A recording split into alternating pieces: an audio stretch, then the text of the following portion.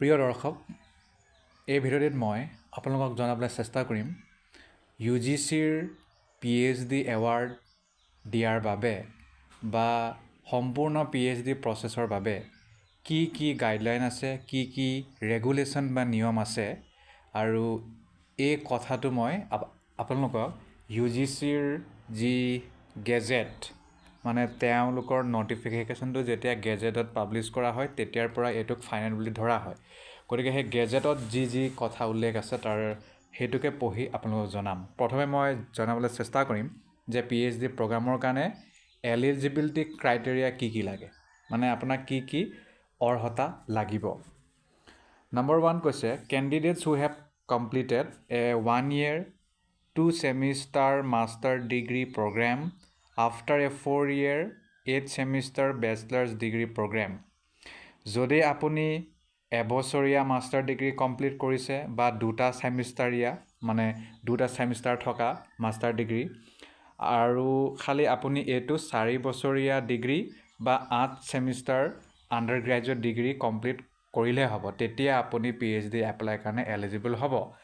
বা a 2 year 4 semester master degree programme আৰু 2 বছৰীয়া বা 4টা ছেমিষ্টাৰ মাষ্টাৰ ডিগ্ৰী কমপ্লিট কৰা আৰু লগত 3 বছৰীয়া আণ্ডাৰ গ্ৰেজুৱেট কোৰ্চ কৰা আৰু or qualifications declared equivalent to the master's degree by the corresponding statutory regulatory body with at least 55% marks in aggregate or its equivalent grade in a point scale wherever grading system is followed। তো যতেই grading system থাকিব, পাৰ্চেণ্টেজৰ কথা থাকিব, 55 পাব লাগিব, এইটো mandatory হয়। যদি ফৰেন এডুকেশ্যনেল ইনষ্টিটিউশ্যনৰ পৰা পাইছে তেতিয়াও সেইটো গ্ৰহণ কৰা হ'ব। আৰু 5% ৰিলেক্সেশ্যন দিয়া হ'ব SC, ST, OBC, EWS differently able সকলক। আৰু ইয়াত কথা এটা কৈছে provided that a candidate seeking admission after a 4 year/8 semester bachelor's degree program should have a minimum of 75% in aggregate। আৰু যদি আপুনি ডাইৰেক্ট 4 বছৰীয়া ডিগ্ৰী কোৰ্চ কৰি PhD এডমিশ্যন ল'ব বিচাৰিছে তেতিয়াহ'লে আপোনাৰ 75% মাৰ্কছ থাকিবই লাগিব, নহ'লে আপুনি নোৱাৰিব। এনেও 75 থাকিলেহে আপুনি 4th year এডমিশ্যনটো ল'ব পাৰিব, নহ'লে নোৱাৰে। A relaxation of 5% marks or its equivalent grade may be allowed for those belonging to SC, ST, OBC। যদি আপুনি SC, ST, OBC হয় তেতিয়াহ'লে 5% দিব, EWS differently able হ'লে। Next, candidates who have completed the MPhil program with at least 55% marks in aggregate or its equivalent grade in a point scale wherever grading system is followed। যদি আপুনি MPhil programme কৰিছে 55% আছে তেতিয়াও আপুনি eligible হ'ব। একেই বাকী ৰিজাৰ্ভেশ্যন 5% দিয়া হৈছে। আৰু এতিয়া ইয়াত কৈছে ডিউৰেশ্যন অফ দ্য প্ৰগ্ৰাম, ডিউৰেশ্যনটো কিমান হ'ব। PhD program shall be for a minimum duration of 3 years। মানে PhD প্ৰগ্ৰামটো মিনিমাম ন্যূনতম 3 বছৰে হ'ব লাগে, ইনক্লুডিং কোৰ্ছৱৰ্কটোক যোগ কৰি, আৰু মেক্সিমাম হ'ব লাগে and a maximum duration of 6 years। Maximum আপোনাৰ 6 বছৰে হ'ব লাগে from the date of admission to the PhD programme. যিদিনাৰ পৰা এডমিশ্যন ল'লে সেই দিনাৰ পৰা আৰম্ভ কৰি আপোনাৰ 3 বছৰ আৰু মেক্সিমাম হ'লে 6 বছৰ, তাতকৈ বেছি হ'ব নালাগে। 2, a maximum of an additional 2 years can be given through a process of re-registration as per the statute ordinance of the higher educational institution concerned, provided however that the total period for completion of a PhD program should not exceed 8 years from the date of admission into the PhD program। আৰু maximum আপুনি এক্সট্ৰাকৈ 2 বছৰ ল'ব পাৰে ৰেজিষ্ট্ৰেশ্যনৰ দ্বাৰা, সেইটো higher educational ইনষ্টিটিউশ্যনে নিজাববীয়াকৈ ষ্টেটুট বা অৰ্ডিনেঞ্চ আনিব। আৰু মেক্সিমাম আপুনি 8 বছৰ কৰিব পাৰিব আৰু এডমিশ্যন ডে কাউণ্ট কৰি। গতিকে মিনিমাম বুলি কোৱা নাই, মিনিমামেই কৈছে, মানে মিনিমাম আপুনি 3 বছৰত PhD কমপ্লিট কৰিব পাৰিব আৰু মেক্সিমাম 6 বছৰত, সেইটোতো নোৱাৰিলে এডিশ্যনেল আকৌ পাব, তো টোটেল আপোনাৰ 8 বছৰ হ'ব, তাতকৈ নোৱাৰে। Provided that The female PhD scholars and persons with disabilities having more than 40% disability may be allowed an additional relaxation of 2 years. However, the total period for completion of a PhD program in such cases should not exceed 10 years from the date of admission in the PhD program. যদি PWD হয়, যদি female candidate হয়, scholar হয়, তেতিয়াহ'লে পুনৰ 2 বছৰ এক্সট্ৰাকৈ দিয়া যাব ৰিলেক্সেশ্যন, আৰু খালি সকলো যোগ কৰি 10 বছৰতকৈ বেছি হ'ব নহ'ব PhD. Female PhD scholars may be provided maternity leave, child care leave for up to 240 days in the entire duration of the PhD program. PhD program যদি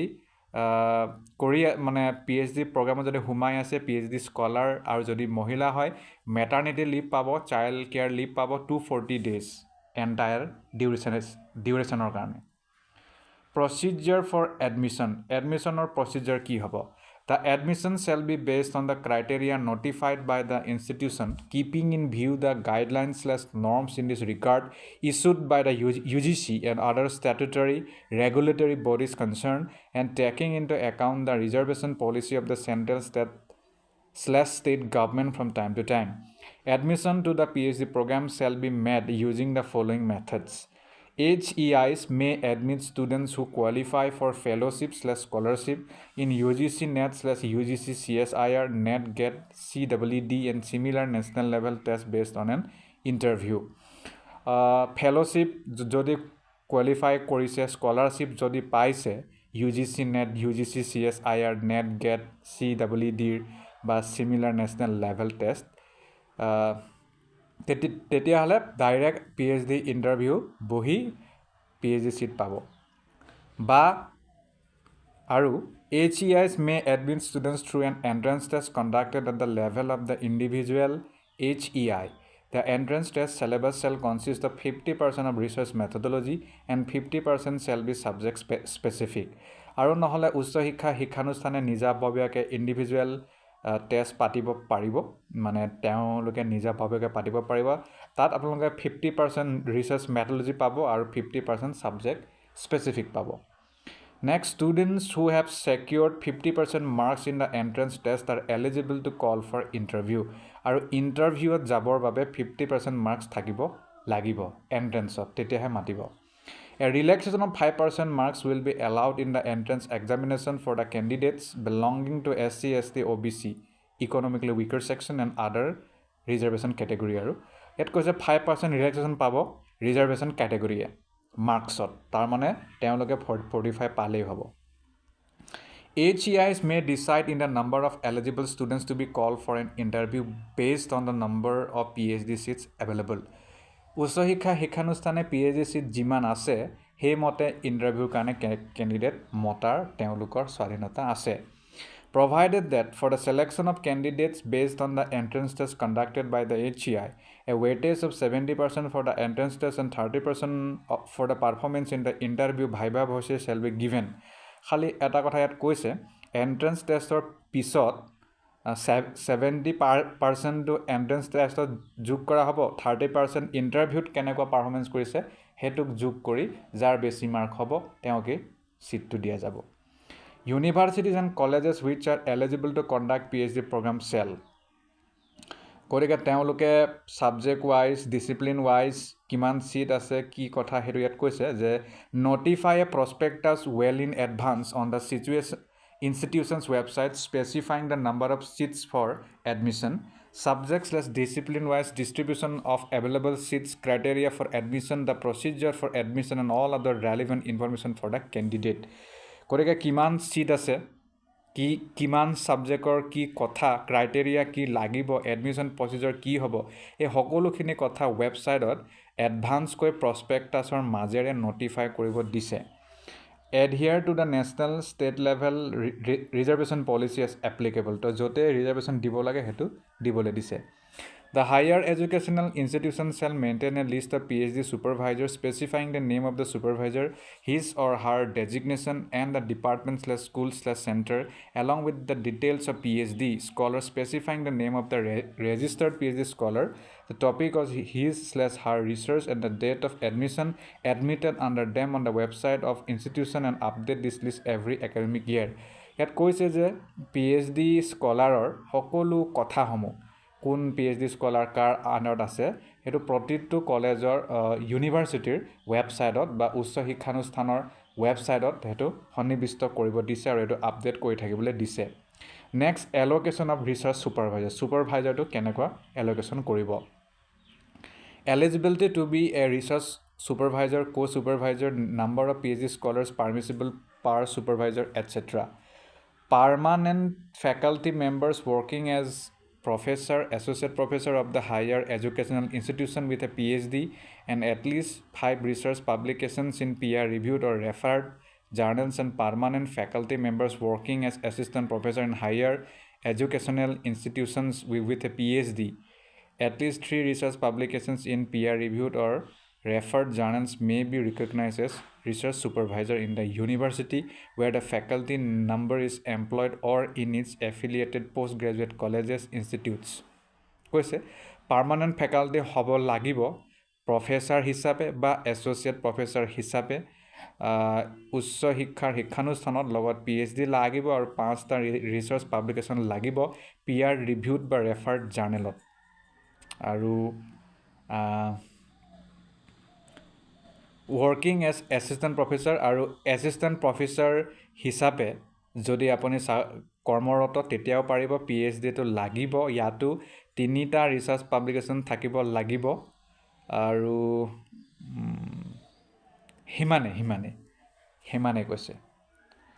For PhD scholars working in central government, state government research institutions whose degrees are given by higher educational institutions, the scientists in such research institutions who are equivalent to professor, associate professor, assistant professor can be recognized as supervisors if they fulfill the above requirement. PhD scholar যিসকলে central government, state গভৰ্ণমেণ্টৰ research ইনষ্টিটিউশ্যনত কাম কৰি আছে আৰু the scientists in such research institution who are equivalent to professor, associate professor, assistant professor, আৰু যদি তেনে research ইনষ্টিটিউশ্যনৰ যি scientist আছে তেওঁলোক যদি প্ৰফেচাৰ, এছ'চিয়েট বা এছিষ্টেণ্টৰ সমপৰ্যায়ৰ হয় তেতিয়াও তেওঁলোকে ছুপাৰভাইজাৰশ্বিপ কৰিব পাৰিব। Provided that in areas/disciplines where there is no or only a limited number of peer-reviewed or referred journals, the higher educational institution may relax the above condition for recognition of person as research supervisor with reasons recorded in writing. আৰু কেতিয়াবা কিছুমান area বা ডিচিপ্লিনত হয়তো ইমান research publication নাথাকিব পাৰে, নাথাকিলে বা জাৰ্নেল মেগাজিন নাথাকিলে তেওঁলোকে সেইটো লিখিতভাৱে দিব যে এইটো কাৰণত এইটো হ'ল। Co-supervisors from within the same department or other departments of the same institution or other institution may be permitted with the approval of the competent authority. Co-supervisor দিব পৰা যায় বুলি কৈছে। Adjunct faculty members shall not act as a research supervisor and can only act as co-supervisor. তো যিসকল temporary হয় তেওঁলোক research supervisor হ'ব নোৱাৰে, অকল co-supervisor হ'ব পাৰিব। In case of interdisciplinary, multidisciplinary research work, if required, a co-supervisor from outside the department, school, center, college, university may be appointed. যদি co-supervisor প্ৰয়োজন হয় কাৰণ মাল্টিডিচিপ্লিনাৰী হ'ব পাৰে, আপোনাৰ ৰিচাৰ্চ বা ইণ্টাৰডিচিপ্লিনাৰী হ'ব পাৰে, তেতিয়া সেইটো ল'ব পাৰিব। An eligible professor/associate professor, assistant professor can guide up to 8, 6, 4 PhD scholars respectively at any given time. যিকোনো সময়ত প্ৰফেচাৰসকলে 8টা পাৰিব গাইডশ্বিপ ল'বলৈ, এছ'চিয়েটসকলে 6টা পাৰিব, এছিষ্টেণ্টসকলে 4টা পাৰিব। In case of relocation of female PhD scholar due to marriage or otherwise, the research data shall be allowed to be transferred to the higher educational institution to which the scholar intends to relocate, provided all the other conditions in these regulations are followed, and the research work does not pertain to a project sanctioned to the parent institution supervisor by any funding agency. Such scholars shall, however, give due credit to the parent institution and the supervisor for the part of the research already undertaken. গতিকে কিবা বিয়াৰ কাৰণে যদি বেলেগ ক'ৰবাত research কৰিবলগীয়া হৈ গ'ল তেতিয়াহ'লে সেইটো কৰিব পাৰিব, খালি আৰু ৰিকগনিশ্যন সেইটো নিজৰ ৰিচাৰ্চত দিব লাগে। Faculty members with less than 3 years of service before superannuation shall not be allowed to take new research scholar under their supervision. However, such faculty members can contribute to supervise PhD scholars who are already registered under superannuation until superannuation and as a co-supervisor after superannuation, but not after attaining the age of 70 years.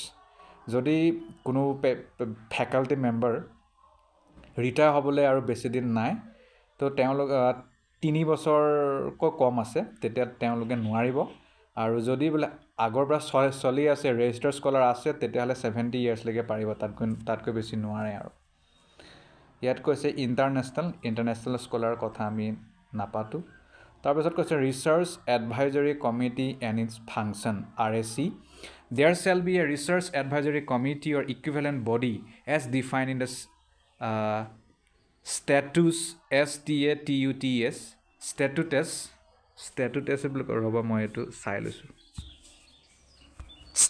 ordinances of the higher education ordinances of the higher educational institution concerned for each PhD scholar. The research supervisor of the PhD scholar concerned shall be the convener of this committee, and this committee shall have the following responsibilities. The প্ৰতিটো research scholar কাৰণে research advisory committee থাকিব RAC তাৰ কাম কি হ'ব তাৰ কাম হ'ব প্ৰপ'জেলক ফাইনেলাইজ কৰা PhD স্কলাৰক গাইড কৰা মেথডলজি বনোৱা ষ্টাডি ডিজাইন কৰাত সহায় কৰা আৰু বিভিন্ন কামত আৰু PhD স্কলাৰ সহায় কৰা Each semester a PhD scholar shall appear before the research advisory committee to make a presentation and submit a brief report on the progress of his/her work for evaluation and further guidance. The research advisory committee shall submit its recommendation along with a copy of PhD scholar's progress report to the higher educational institution concerned. A copy of such recommendation shall also be provided to the PhD scholar. মানে after 6 month প্ৰতি ছমাহৰ মূৰে এটা semester যেতিয়া যাব PhD স্কলাৰসকলে research advisory কমিটিৰ আগত নিজৰ প্ৰেজেণ্টেশ্যন দিব লাগিব brief report progress report submit কৰিব লাগিব তাৰপিছত ৰিচাৰ্চ এডভাইজৰী কমিটিয়ে তেওঁলোকৰ ৰেকমেণ্ডেশ্যন PhD স্কলাৰক দিব বা উচ্চ শিক্ষানুষ্ঠানক আগবঢ়াব In case the progress of the PhD scholar is unsatisfactory, the Research Advisory Committee shall record the reasons for the same and suggest corrective measures. If the PhD scholar fails to implement these corrective measures, the Research Advisory Committee may recommend with specific reason the cancellation of the registration of the PhD scholar from the PhD program. আৰু যদি কিবা কাৰণত আপোনাৰ কামটো satisfactory নহয় পুনৰ আপোনাক তেতিয়া তেওঁলোকে ৰেকমেণ্ডেশ্যন দিব সাজেশ্যন দিব তাৰ পিছতো আপুনি কাম কৰিব পৰা নাই তেতিয়াহ'লে আপোনাৰ ৰেজিষ্ট্ৰেশ্যন কেনচেল কৰিবলৈ মানে কাৰণ দি হেতু উচ্চ শিক্ষানুষ্ঠানক জনাব পাৰিব ইয়াত কৈছে যে evaluation and assessment methods minimum standards credit for award of the degree upon satisfactory completion of coursework and obtaining the marks/grade prescribed in clause 3 of regulation 9 above, the PhD scholar shall be required to undertake research work and produce a draft dissertation thesis. যেতিয়া আপোনাৰ কোৰ্সৱৰ্ক হ'ব কোৰ্সৱৰ্ক শেষ হোৱাৰ পিছত আপুনি আপোনাৰ synopsis বা research draft থেচিস বা ড্ৰাফট ডিজাৰ্টেশ্যন লৈ হেতু registration কৰিব পাৰিব presentation the before submitting the dissertation/thesis the PhD scholar shall make a presentation before the research advisory committee of the higher educational institution concerned, which shall also be open to all faculty members and other research scholars students তো হেতু সকলোৰ আগত আপুনি scholar হৈ আৰু presentation দিব লাগিব the higher educational institution concerned shall have a mechanism using well-developed software applications to detect plagiarism in research work, and the research integrity shall be an integral part of all the research activities leading to the award of a PhD degree. আপোনাৰ প্ৰতিটো কামৰে plagiarism টেষ্টটো হ'ব A PhD scholar shall submit the thesis for evaluation along with an undertaking from the PhD scholar that there is no plagiarism, certificate from the research supervisor attesting to the originality of the thesis, and that the thesis has not been submitted for the award of any other degree such diploma to any other higher educational institution. তাৰপিছত আপোনাৰ যেতিয়া কাম হ'ব লিখি মেলি শেষ হ'ল PhD scholar মানে আপুনি নিজে প্লেজাৰিজম নাই বুলি লিখি এটা চাৰ্টিফিকেট দিব লাগিব ৰিচাৰ্চ ছুপাৰভাইজাৰো সেইটো দিব The PhD thesis submitted by a PhD scholar shall be evaluated by his/her research supervisor and at least 2 external examiners who are experts in the field and not in employment of the higher educational institution concerned. Such examiners should be academics with a good record of scholarly publications in the field. Wherever possible, one of the external examiners should be chosen from outside India. ইয়াত কৈছে যে আপোনাৰ থেচিছটো থেচিছটো বা PhD scholar PhD থেচিছটো research ছুপাৰভাইজাৰে check কৰিব তাৰপিছত দুজন এক্সটাৰ্নেল এক্সামিনাৰে চেক কৰিব যি সেই বিষয়ত এক্সপাৰ্ট হয় আৰু সেই একেটা শিক্ষানুষ্ঠানৰ হ'লে নহ'ব আৰু যিজনক দিব তেওঁ মানে এক্সপাৰ্ট হ'ব লাগিব সেই ফিল্ডত ভাল কাম কৰা হ'ব লাগিব আৰু যদি পসিবল হয় এজন এক্সটাৰ্নেল এক্সামিনাৰ ভাৰতৰ বাহিৰৰ হ'ব লাগিব The Viva Voce board shall consist of the research supervisor and at least one of the 2 external examiners and may be conducted online. Viva Voce to research scholar থাকিব যেতিয়া হ'ব ফাইনেল আৰু at least দুজন তো লাগে বুলি কৈছে at least one of the 2 external examiner দুজনৰ ভিতৰত এজন তেওঁ অনলাইন কণ্ডাক্ট কৰিব পাৰিব কৈছে কাৰণ দূৰত থাকিব নহয় The Viva Voce shall be open to the members of the Research Advisory Committee, faculty member, research scholar and student. Higher educational institution may formulate appropriate rules, ordinances to effect the provisions of this regulation. Next, the Viva Voce of the PhD scholar to defend the thesis shall be conducted if both the external examiners recommend acceptance of the thesis after incorporating any corrections suggested by them.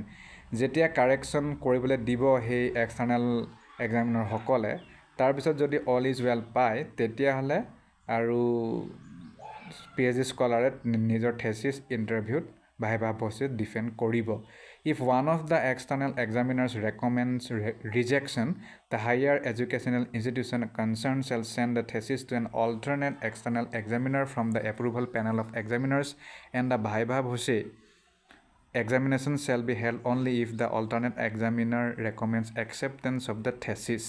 দুজন দিছিলে দুজনৰ ভিতৰত এজনে বোলে reject কৰিলে তেতিয়া পুনৰ এজনক পঠাব পাৰিব অল্টাৰনেট এজন তেওঁ যদি ওকে বুলি কয় একচেপ্ট কৰে তেতিয়াহে হেতু Viva Voce তো হ'ব If the alternate examiner does not recommend acceptance of the thesis shall be rejected আৰু যদি হে alternate examiner জনেও কয় যে নাই নহব আৰু এটো বেয়া হৈছে কথাটো ভালকৈ লিখা নাই তেতিয়াহলে এটো ৰিজেক্ট কৰা যাব and the PhD scholar shall be declared ineligible for the award of PhD তাৰ পিছৰ PhD নাপায় আৰু এটো The higher educational institution concerned shall complete the entire process of evaluating a PhD thesis, including the declaration of the Viva Voce result, within a period of 6 months from the date of submission of the thesis.